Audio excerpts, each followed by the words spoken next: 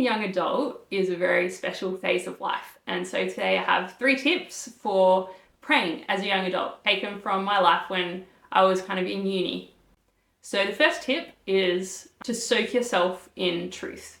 So for me, this meant I lived in Sydney and went to uni in Wollongong. So I had this hour-long train ride every morning and every afternoon coming back.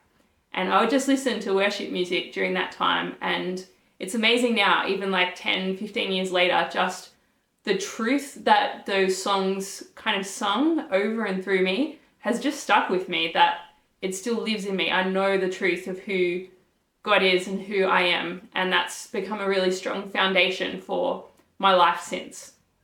Tip number 2 is I, at uni, would spend a lot of time in nature. So during my breaks or whatever, there was these lovely little lawns and I would just spend time out there looking at the sky and the trees and the ducks and the water.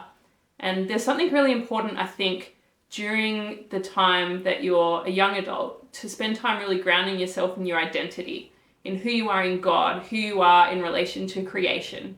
And it's something that you can't really do in the same practical way as when you're kind of inside.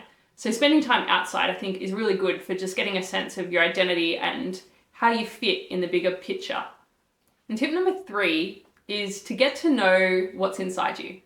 And so for me, this meant journaling. I just did a lot of journaling as a young adult. Something in the way that my thoughts couldn't, that as I started to write things out, I started to discover the things that were inside me, the things that you only learn when you spend time looking at.